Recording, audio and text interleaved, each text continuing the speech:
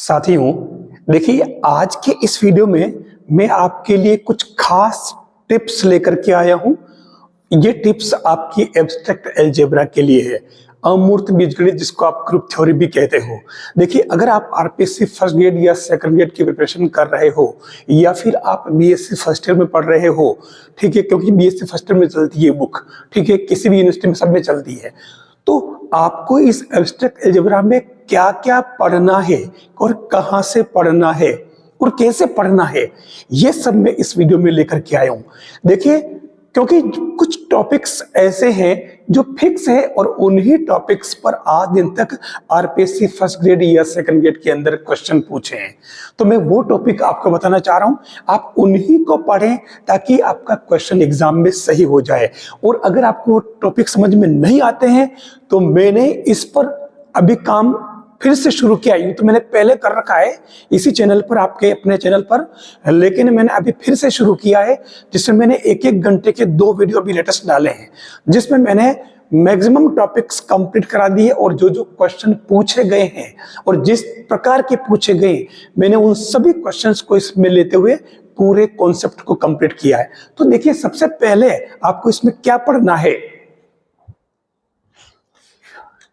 Abstract, अमूर्त, जिसका कोई मूर्त रूप नहीं है, ठीक है, फिर भी कहीं ना कहीं कुछ है। तो सबसे पहली बात करूं मैं, इसमें आपको पढ़ना है ग्रुप। अब आपको कि ग्रुप तो बहुत लंबा चौड़ा है। देखिए, ग्रुप का स्ट्रक्चर होता है जी स्टार, और इसके अंदर आपको खास तौर से जो पढ़ना है, जिसमें आपको A square, A cube, A4 equal to E, इस तरह का ग्रुप हो सकता है, या ग्रुप 0 1 2 3 कोई साइक्लिक ग्रुप हो सकता है प्लस मॉड्यूलो के लिए, ऐसे मल्टीप्लिकेशन के लिए भी हो सकता है, ठीक है। तो ये और इस तरीके से कोई अवशेष वर्ग वाला हो सकता है, मॉड्यूलो वाला हो सकता है। तो इस तरीके के ग्रुप आए तो उसकी ग्रुप होने की जांच करना आना चाहिए, और ये मैंने सारा आपको इस चैनल पे करा रखा है लेटेस्ट वीडियो में। फिर ग्रुप के अंदर जब चलोगे तो इसमें आएगा एक तो ओहो सेमी ग्रुप, दूसरा मोनोइड। इन दोनों के बारे में भी क्वेश्चन पूछा गया है कुछ नहीं है इसमें, जीवन यानी कि सहचारी होना चाहिए, और इसमें G2 होना चाहिए, तस्मक, ठीक है। तो बस ये इतना सा ध्यान रखना है, ये आपको इसमें ग्रुप के बारे में खास तौर से पढ़ना है। और एक क्वेश्चन अगर पूछा है ग्रुप के बारे में तो वो आपके पूछा है अपने इसका मैट्रिक्स का, यानी कि जो एलिमेंट बनेगा वो मैट्रिक्स के रूप में होगा, तो आप उसको इनवर्स और प्रतिलोम निकालना सीख लें। अब ग्रुप में खास तौर से जो आपको एक तो निकालना आना चाहिए प्रतिलोम, और दूसरा निकालना चाहिए आपको इनवर्स, ठीक है, जिनको मैंने अच्छी तरह से इसी चैनल पर आपको इस लेटेस्ट वीडियो में बता रखा है। तो ग्रुप में केवल आपको इन्हीं के बारे में ठीक से स्टडी कर लेना है, ज्यादा और कुछ भी नहीं। एक चीज और है, ग्रुप के अंदर मैं बात कर रहा था, एक तो ग्रुप की ऑर्डर, ठीक है, और दूसरा ग्रुप के एलिमेंट की ऑर्डर। ये दो चीज इसके अंदर बहुत खास है। मैंने इसके बारे में डिटेल बात कर रखी हर तरह का ग्रुप लेकर के, ठीक है। ग्रुप के ऑर्डर को तो अपन लिखते हैं मोड ऑफ जी या फिर ऑर्डर ऑफ जी, और एलिमेंट के लिए हम एक ही बात जानते हैं, A इक्वल टू ई। तो मैं इसके बारे में विस्तृत चर्चा आपको करके मैं बता चुका हूं, आप उसमें जरूर देख लें। लेकिन जैसा भी हो आप पढ़ें जरूर ग्रुप ऑर्डर और एलिमेंट, ग्रुप के ऑर्डर की एलिमेंट, और कुछ जनरल प्रॉपर्टीज जो है ग्रुप की, वो कोई खास बात नहीं, बस ग्रुप में आपको इतना ही पढ़ना है। फिर इसमें आता है सब ग्रुप, ठीक है। तो सब ग्रुप की अगर बात करें अपन, जैसे ये आपका सब ग्रुप, तो इसके अंदर जो चीजें जरूरी है वो मैं आपको बता दूं। एक तो इसमें आएगी सबसे खास बात, चलो ये इसको मैं बाद में लेता हूं, ठीक है, मैं क्या लेना चाह रहा था बहुत इंपॉर्टेंट थी। लेकिन सब ग्रुप के अंदर आपको एक तो इसमें कॉम्प्लेक्स, ठीक है, और प्रॉपर और इम्प्रॉपर ग्रुप्स, ये पता होना चाहिए। मैंने इसके बारे में बात कर रखी है, ठीक है। और दूसरी बात, इसके अंदर कुछ जनरल प्रॉपर्टीज आती है, वो लेनी है। फिर इसमें आता है एक साइक्लिक ग्रुप, ठीक है। साइक्लिक ग्रुप में सीधा है कि इसके किसी एलिमेंट पर हम पावर क्या रखें कि इसी का वापस कोई एलिमेंट आ जाए, ग्रुप का एलिमेंट ही आ जाए। ठीक है, ये आपके इसके अंदर साइक्लिक ग्रुप है, कोई विशेष बात नहीं, इसी से जनक वगैरह और निकलते हैं। फिर इसमें साइक्लिक ग्रुप के बाद में आता है इसमें एक कोसेट्स। ठीक है, तो कोसेट्स के बारे में बात कर चुका हूं। जी और एच सब ग्रुप होता है, तो ये एच या फिर एच ए प्रकार का एलिमेंट होगा, वो आपके किसका होगा, इसमें एच का। ठीक है ना, मतलब ये इस तरीके से आते हैं आपके ये कोसेट्स, आपको इसमें ठीक से स्टडी कर लेना है। फिर कोसेट्स के बाद में इसी में क्योंकि साइक्लिक की बात कर रहे हैं तो इसमें जनक आते हैं, जेनरेटर। ठीक है, तो किसी भी ग्रुप का जनक निकालना आपको आ जाए, बस ये इसमें मुख्य रूप से आपको समझना होगा। फिर मैं सबसे पहले यहां लिखते लिखते रुक गया था, वो बात आ रही है अब ये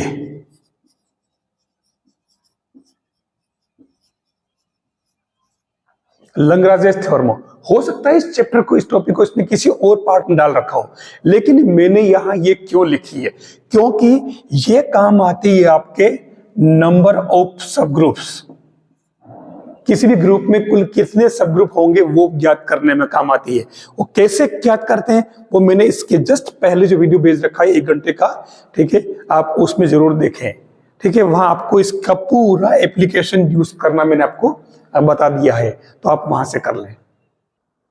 नेक्स्ट जो पार्ट इसके अंदर आपको पढ़ना है वो है नॉर्मल सब ग्रुप। लेकिन नॉर्मल सब ग्रुप को आपको थोड़ा सा पढ़ना है, ज्यादा कुछ नहीं, जिसमें ओनली इसकी डेफिनेशन और प्रॉपर और इम्प्रॉपर नॉर्मल सब ग्रुप आ जाए। जिसमें पता है ना आपको, नॉर्मल सब ग्रुप जो लिखते हैं अपन,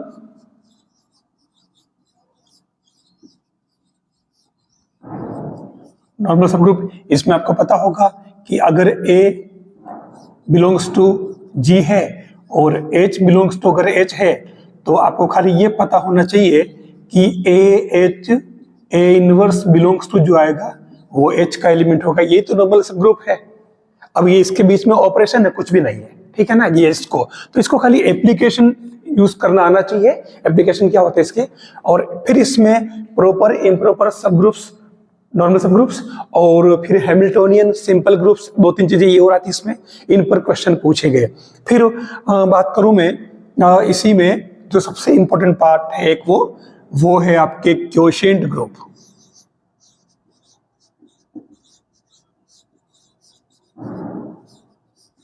जिसको आप G/H से लिखते हैं, कुछ नहीं है, ये HB = HEB पैटर्न पे आता है और ये नंबर ऑफ कोसेट्स है। बस फर्क ये है कि इसमें H जो है ना, ये H इसका नॉर्मल सब ग्रुप है G का, खाली इतना सा है।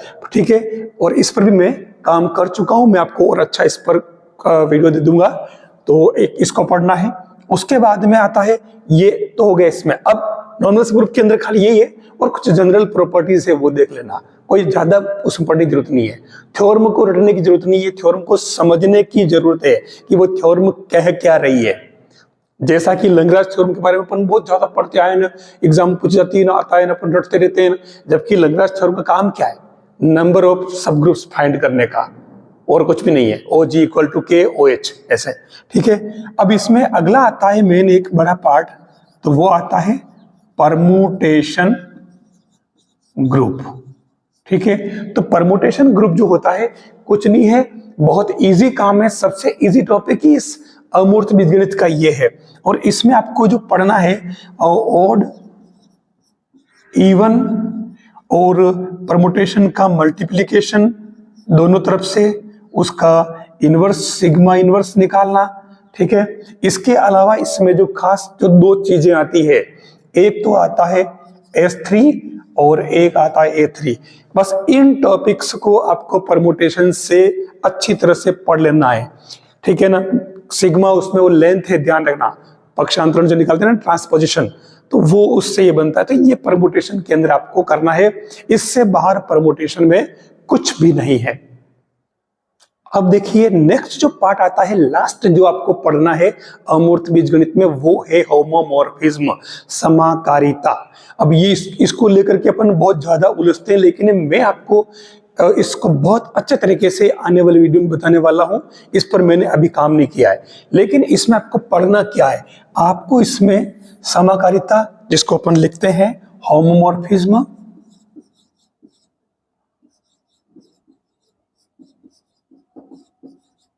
यानी कि इसमें होता क्या है, एक समूह G स्टार से G डेज स्टार के अंदर आपको एक मैपिंग है, प्रतिचित्रण जिसको, तो इसी स्ट्रक्चर को अपन कहते हैं समाकारिता।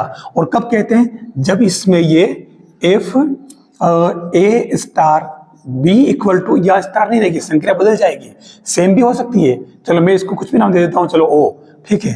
तो ये हो जाएगा आपके F A O F B, ये यानी इसके एलिमेंट को आप स्टार के रूप में लिखो एक साथ में, फिर उसका फंक्शन में पुट करो, तो वो किसके इक्वल होना चाहिए, इनके वो एलिमेंट आप अलग अलग एप में रखो, और फिर उनके बीच में जो रिलेशन बनेगा वो ओ से बनेगा, यानी कि ये दो अलग अलग ऑपरेशन होगी, फंक्शन वही रहेगा, कुल मिलाकर के ऑपरेशन दो हो जाती है इसके अंदर। तो एक तो हमें ये चीज सीखनी, मैं इस पर बहुत अच्छी तरह से भी आने वाले वीडियो में आपको बताऊंगा, और जिस पर प्रश्न पूछा गया है आरपीएससी में।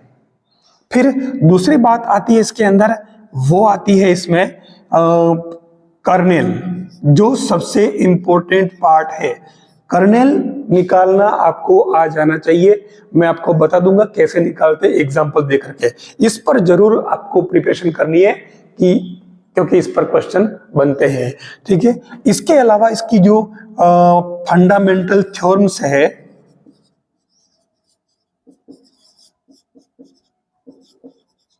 ठीक है, 2-3 थ्योरम है, तो आप उन थ्योरम को केवल स्टेटमेंट है उसको ठीक से स्टडी करना, केवल स्टेटमेंट को ही पढ़ना है और उसको समझना कि वो कह क्या रहा है, ठीक है। बस ये आपके इसमें आपको पढ़ना है, अमूर्त बीजगणित में इससे बाहर आपको नहीं जाना है, क्योंकि सारे क्वेश्चन जो पूछे गए वो इन्हीं टॉपिक्स के इर्द गिर्द लिए गए हैं, ठीक है। तो अब आप निश्चित रूप से मेरे हिसाब से अमूर्त बीजगणित को अच्छी तरह से पढ़ लेंगे, और इसके जो 5 या 6 क्वेश्चन आते हैं, ध्यान देना 5 या 6 क्वेश्चन सिलेक्शन के लिए बहुत ज्यादा होते हैं, तो और इसके क्वेश्चन सभी बहुत इजी आते हैं, और नहीं आते हैं तो मैं इसको और इजी कर दूंगा, आप वीडियो जरूर देखें, अपने इस चैनल पर बने रहें।